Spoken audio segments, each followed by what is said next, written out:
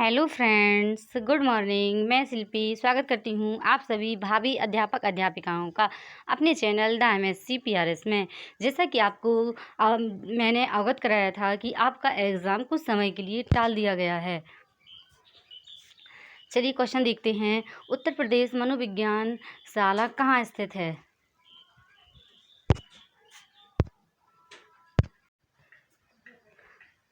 बगैर time waste किए हम क्वेश्चनों को देखेंगे और एनालिसिस करेंगे कि किस टाइप के क्वेश्चन आते हैं। चलिए, उत्तर प्रदेश मनोविज्ञान शाला कहाँ स्थित है? इलाहाबाद में स्थित है। चलिए नेक्स्ट देखते हैं। जो संबंध स्किनर का चूहों से और थॉर्नडाइक का बिल्लियों से था, वही संबंध कोहलर का था। किससे था? वन मानुषों से। जो संबंध स्किनर का चूहों से, थॉर्नडाइक का बिल्लियों से, वही संबंध कोहलर का वन मानुषों से था। चलिए थोड़ा सा एक्स्ट्रा फैक्ट भी देखेंगे। कोहलर के अधिगम का व्यवहारिक सिद्धांत, इसमें कहा गया कि जब एक व्यक्ति संघर्ष से जूझ रहा होता है तो किसी समस्या का समाधान अंतर्दृष्टि की झलक से अचानक से आ जाता है। इसमें कोहलर ने निम्नलिखित प्रयोग का प्रदर्शन किया। उन्होंने चिंपांजी को एक बंद कमरे में रखा, भोजन को उसकी पहुंच से दूर रखा गया था और बक्से में छड़ी जैसी चीज़ों वहां छोड़ी गई थी। चिंपांजी भोजन तक पहुंचने के लिए कमरे के अंदर घूमते रहता था। वे बक्से पर अचानक खड़े हो जाते हैं और छड़ी का उपयोग भोजन को उनके करीब लाने के लिए कोशिश करते हैं। यह ध्यान किया जाना चाहिए कि यह परीक्षण और त्रुटि का परिणाम नहीं था। चिंपांजी को अचानक बक्से और छड़ी का उपयोग करने का विचार आया। इसलिए हम कह सकते हैं कि स्किनर का चूहों और थॉर्नडाइक का संबंध बिल्लियों के साथ है, वही संबंध रिश्ता कोहलर का चिंपांजी के साथ है। चलिए नेक्स्ट देखते हैं। अधिगम का पठार। अधिगम का पठार से क्या होता है? अधिगम में अवरुद्ध वर्धन। चलिए, पठार को अक्सर विकास के पैटर्न में देखा जाता है जो बिना किसी स्पष्ट सुधार के अवधियों को दर्शाता है। अधिगम पठार को सीखने में वृद्धि को अवरुद्ध किया जाता है क्योंकि यह सीखने की अवस्था में एक लंबा, सपाट और क्षैतिज खिंचाव है। जो एक स्थिर चरण का प्रतिनिधित्व करता है जहां स्पष्ट रूप से सीखने में कोई प्रगति नहीं की जाती है। सीखने की प्रक्रिया में एक अवधि का प्रतिनिधित्व करता है जहां किसी भी संख्या में प्रथाओं के साथ भी कोई सुधार नहीं किया जा सकता, मतलब सुधार नहीं किया जा सकता। पठार, अधिगम का पठार मतलब सीखने का पठार, मतलब सीखना एक तरह से रुकावट आना, अवरोध हो जाना। चलिए नेक्स्ट देखते हैं। द बिहेवियर ऑफ ऑर्गेनिज्म नामक पुस्तक के लेखक हैं। द बिहेवियर ऑफ ऑर्गेनिज्म नामक पुस्तक के लेखक हैं। इसे आप देखिए कि मैं कितनी क्वेश्चन सॉल्व कर पा रहा हूँ या कर पा रही हूँ, और आप पहले से ही विचार करिए, और फिर मैं तो बता ही रही हूँ। चलिए देखते हैं। Skinner, the behaviour of organism नामक पुस्तक स्किनर इसके लेखक स्किनर हैं। BF स्किनर को सबसे प्रभावशाली मनोविज्ञान माना जाता है। अधिगम का क्रिया प्रसूत अधिगम का क्रिया प्रसूत सिद्धांत की भूमिका के संदर्भ में उन्होंने चूहों में सीखने की प्रक्रिया का अध्ययन करने के लिए एक प्रायोगिक कक्ष, जिसे स्किनर बॉक्स कहा जाता है, विकसित किया। चलिए अब 1938 में BF स्किनर द्वारा द बिहेवियर ऑफ ऑर्गेनिज्म नामक पुस्तक लॉन्च की गई। चलिए नेक्स्ट देखते हैं।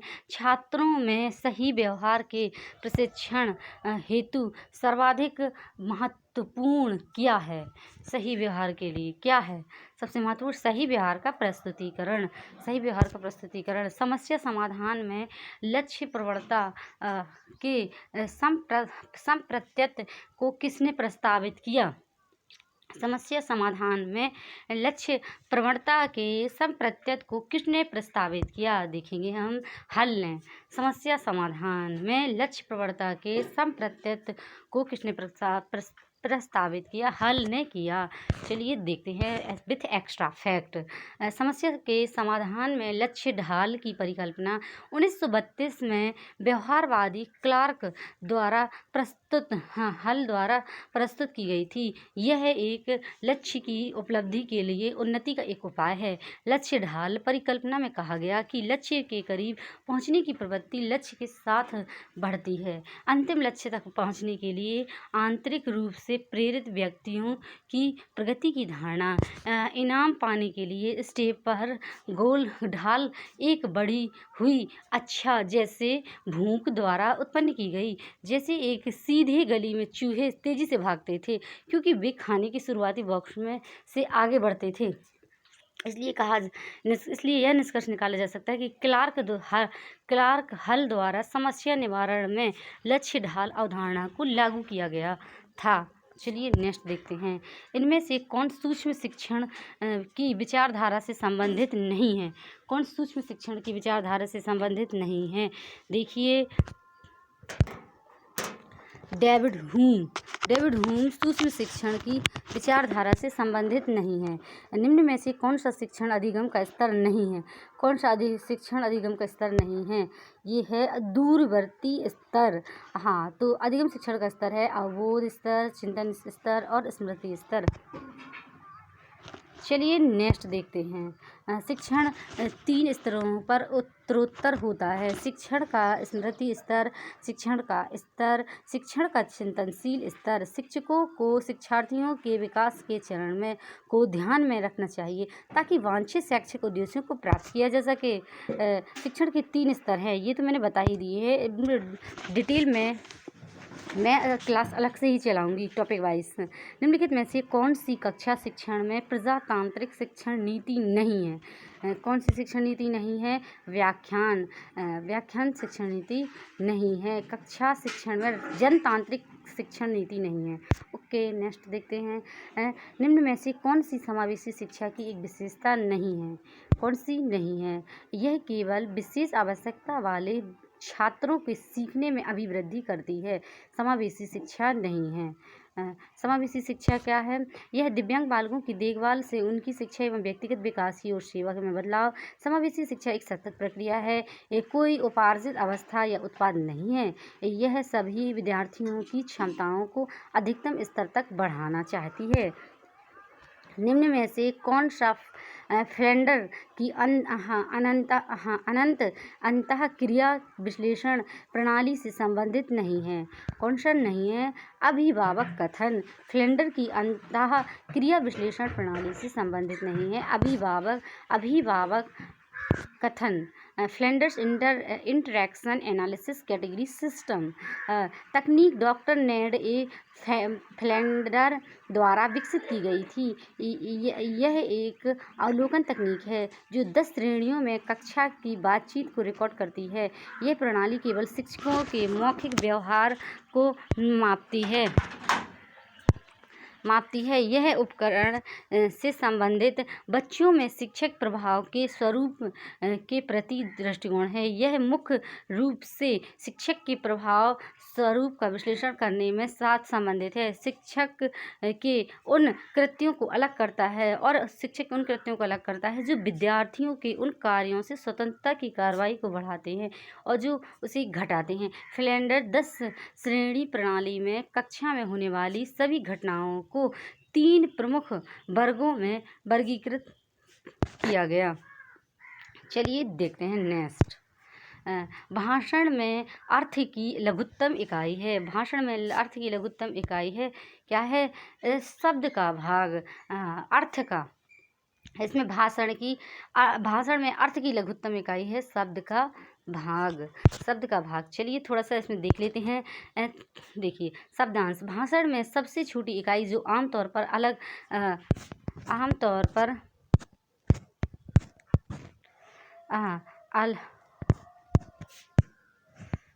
थोड़ा सा देख लेते हैं कि अलगाव के भीतर एक अलग ध्वनि। स्वनिम क्या है? ध्वनि की सबसे छोटी इकाई जो उच्चारण और अर्थ में शब्द। यह लिखित और बोली जाने वाली भाषा या भाषण थोड़ा सा हाँ बोली जाने वाली भाषा या भाषण या ले इकाई को संदर्भित करता है शब्द। चलिए नेक्स्ट देखते हैं, हम करके सीखते हैं। किसका कथन, किसने कहा हम करके सीखते हैं? सिम्पसन ने कहा कि हम करके सीखते हैं। हाँ, जॉन डेवी प्रगतिवाद का दर्शन शास्त्र के प्रवर्तक के साथ सिम्पसन ने भी करके सीखने का समर्थन किया, जिसके निम्नलिखित मुख्य बिंदु हैं। हाँ, यह इस बात पर जोर देता है कि वास्तविकता का अनुभव होना चाहिए और छात्रों को अनुकूल और सीखने के लिए अपने वातावरण के साथ बातचीत करनी चाहिए। यह स्वशिक्षा एवं आत्म मूल्यांकन को बढ़ावा देता है और वास्तविक जीवन की समस्याओं को हल करने का वास्तविक अनुभव देता है। यह एक समस्या को हल करने के लिए वस्तुओं के हेरफेर के व्यवहारिक अधिनियम के साथ सोच और तर्क के संगत का एक तरीका है। आत्म सीखने के कौशल भावात्मक विकास, शारीरिक समन्वय, अनुभूति के विकास को सुनिश्चित करता है, क्योंकि वे सामग्री और वस्तुओं के साथ जुड़कर ज्ञान प्राप्त करते हैं। वास्तविक जीवन की स्थितियों में वास्तविक अनुभव प्राप्त होते हैं। इसलिए हम कह सकते हैं कि सिम्पसन ने कहा हम करके सीखते हैं। चलिए नेक्स्ट देखते हैं, बगैर टाइम वेस्ट किए निम्न में से कौन सा शिक्षण का स्तर नहीं है? कौन सा शिक्षण का स्तर नहीं है? चलिए देखते हैं कौन सा शिक्षण का स्तर नहीं है। वर्णनात्मक शिक्षण का स्तर नहीं है। अध्यापन के 3 अलग अलग स्तर हैं। क्या है? अध्यापन के 3 अलग अलग स्तर हैं और अध्यापन 3 स्तरों पर उत्तरोत्तर होता है। शिक्षण का स्तर, शिक्षण का स्मृति स्तर, शिक्षण का बौद्ध स्तर, शिक्षण का चिंतन स्तर। उन्हीं शिक्षार्थियों के विकास के चरण को ध्यान में रखना चाहिए ताकि वांछित शैक्षिक उद्देश्यों को प्राप्त किया जा सके। शिक्षण की अंतः क्रियात्मक अवस्था में मुख्य संक्रिया होती है। कौन सी होती है? उपरोक्त सभी निदान की, प्रत्यक्षीकरण की क्रिया और प्रतिक्रिया की उपरोक्त सभी। एक बालक काली गाय, काला कुत्ता, काली वस्तुओं को देखकर डरने लगता है। इस प्रकार के अनुबंधन में निहित है। क्या निहित है? क्या है? उद्दीपक सामान्यीकरण। नेक्स्ट देखते हैं, शिक्षण विधि का चयन करते समय निम्न में से किसको ध्यान में रखने की आवश्यकता नहीं है?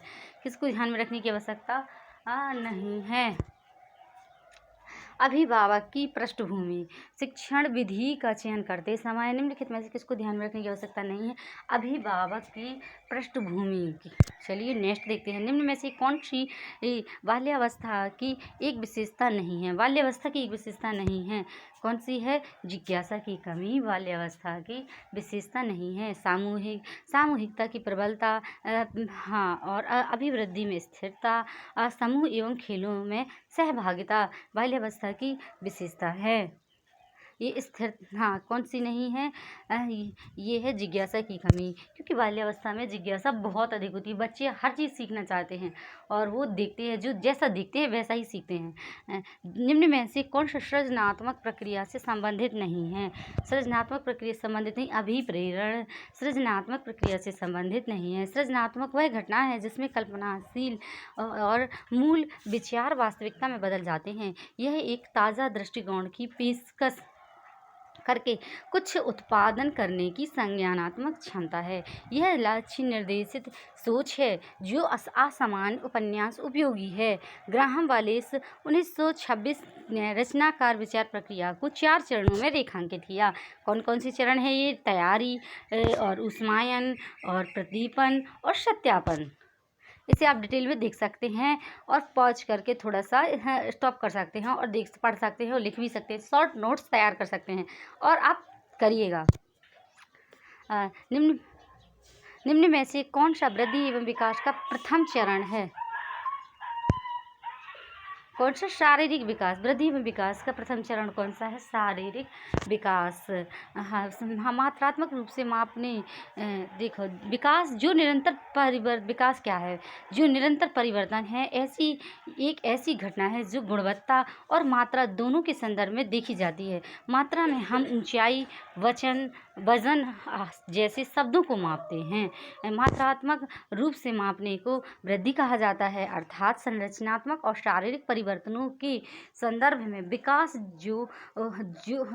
जो विकास का एक सब सेट है। विकास वजन, ऊंचाई और आकार के संदर्भ में निरंतर परिवर्तन योग्य है। जब गुणात्मक रूप से और साथ ही कौशल के संदर्भ में मापा जाता है तो यह विकास बन जाता है। शारीरिक और मोटर विकास, यह आंतरिक एवं बाह्य दोनों प्रकार से शरीर के अंगों की वृद्धि को दर्शाता है। यह वृद्धि और विकास का पहला चरण है। जबकि मोटर विकास शरीर के अंगों को स्थानांतरित करने की क्षमता है और दो प्रकार के होते हैं, ग्रॉस मोटर कौशल और फाइन मोटर कौशल। चलिए नेक्स्ट देखते हैं।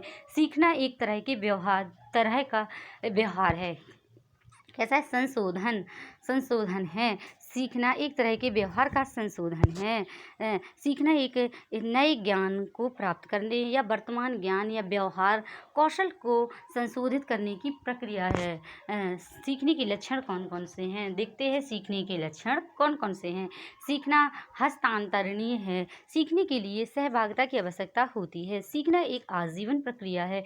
इसे प्रत्यक्ष देखा जा सकता है। इसे अभ्यास के जरिए बरकरार रखा जा सकता है। सीखना जीवों की वृद्धि है। सीखना एक लक्ष्य निर्देशित प्रक्रिया है। सीखना व्यवहार में अपेक्षाकृत स्थायी परिवर्तन है। सीखना उत्तेजना और प्रतिक्रिया के बीच का संबंध है। स्किनर बॉक्स का प्रयोग किया जाता है। प्रस्तुत अनुबंधन के लिए स्किनर बॉक्स का प्रयोग किया जाता है। चलिए नेक्स्ट देखते हैं। बुद्धिमापन की भाटिया बैटरी परीक्षण में है। कौन सी है? 5 उप परीक्षण। प्रदर्शन परीक्षण जैसे कि अशाब्दिक बुद्धि परीक्षण के रूप में भी जाना जाता है। एक परीक्षण है चित्र या आरेख जैसी दृश्य जानकारी को समझने और व्याख्या करने की सीखने की क्षमता का आकलन करता है। किसी विशेष कार्य को हल करने के लिए शिक्षार्थी के तार्किक स्थानिक सार तर्क को सक्रिय करने पर जोर देता है। भाटिया बैटरी परीक्षण बुद्धि का एक प्रदर्शन परीक्षण है जो CM भाटिया द्वारा 1995 में विकसित किया गया। अब भाटिया बैटरी टेस्ट में 5 उप परीक्षण शामिल हैं। कितने? 5 उप परीक्षण शामिल हैं। कौन कौन से शामिल हैं? पैटर्न ड्राइंग परीक्षण, कोहस का ब्लॉक डिजाइन परीक्षण, चित्र निर्माण परीक्षण, अलेक्जेंडर पास परीक्षण और अंकों के लिए तत्काल स्मृति परीक्षण। चलिए नेक्स्ट देखते हैं। किंडरगार्टन विधि का प्रतिपादन किसने किया? किंडरगार्टन का फ्रोवेल ने किंडरगार्टन विधि का प्रतिपादन किया। किसने किया? फ्रोवेल ने। शिक्षण की किंडरगार्टन प्रणाली एक जर्मन शिक्षा शास्त्र फ्रेडरिक फ्रोवेल द्वारा प्रस्तावित है, जिसने 1837 में जर्मनी में पहला किंडरगार्टन स्कूल स्थापित किया। इस विधि में फ्रेवेल ने बच्चों को पौधे के रूप में और शिक्षकों को बागवान के रूप में चित्रित किया। किसने? फ्रेडरिक फ्रोवेल ने।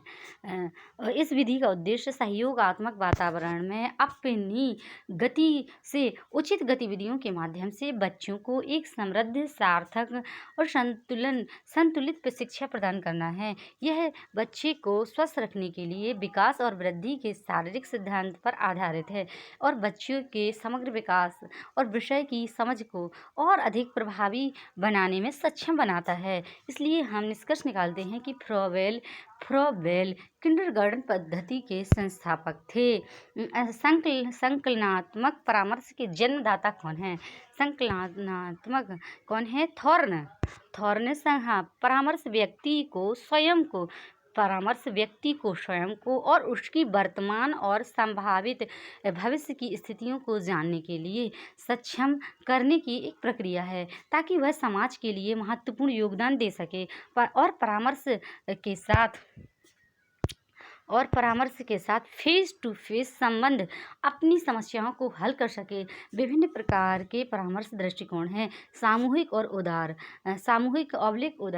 निर्देश और गैर निर्देशात्मक परामर्श शामिल है।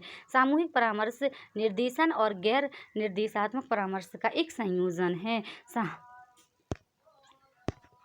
सामूहिक परामर्श AFC थॉर्न द्वारा जारी किया गया था। यह परामर्श का एक अधिक लचीला प्रकार है। चलिए नेक्स्ट देखते हैं।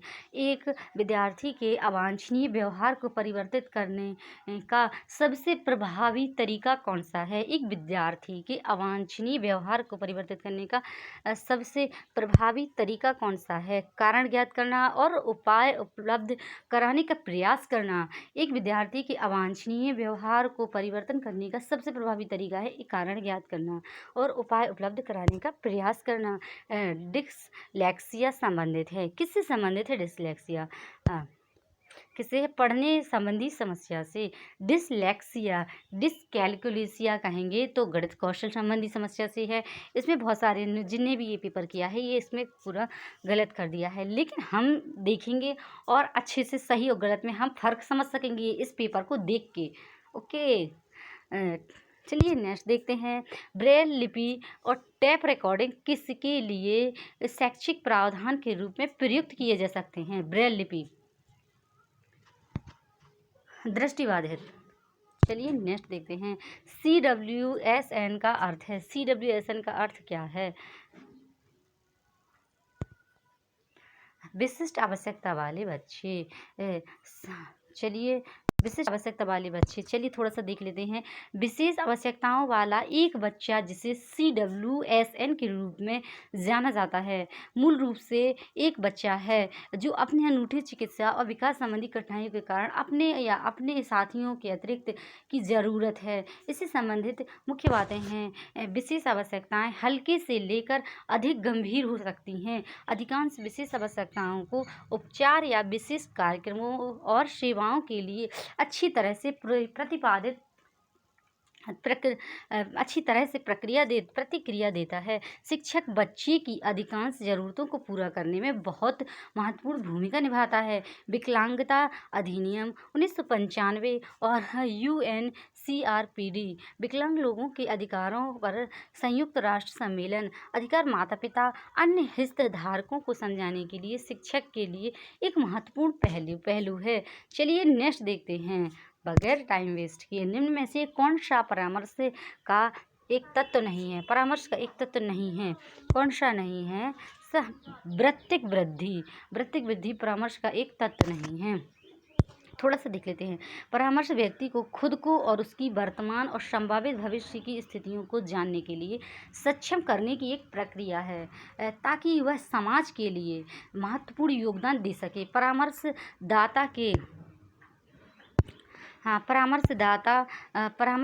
के साथ रिश्तों का सामना करने के लिए अपनी समस्याओं को एक चेहरे के माध्यम से हल कर सकें। शैक्षिक सेटिंग्स में परामर्श प्रक्रिया को संदर्भित करता है जो सीखने वाले की समस्याओं की जड़ को पहचानने के लिए महत्व देता है। चलिए नेक्स्ट देखते हैं। प्रभावी परामर्श के लिए परामर्शदाता को परामर्श के तत्व को ध्यान में रखना चाहिए। इसमें शामिल है साक्षात्कार और आत्मविश्वास संचार। चलिए हो गया। चलिए अब हमारा पेपर पूरा कंप्लीट हो चुका है। ओके गाइस, देखिएगा और ऐसे अच्छे से एनालिसिस करिएगा मैं कितनी क्वेश्चन कर पा रही हूँ या कर पा रहा हूँ। चलिए okay guys, bye bye, take care. यदि आपको ये वीडियो अच्छा लगा, इस तरह के क्वेश्चन आप कंटिन्यू चाहते हैं तो मेरे चैनल को लाइक करिए, सब्सक्राइब करिए और देखते रहिए। Okay guys, bye, take care.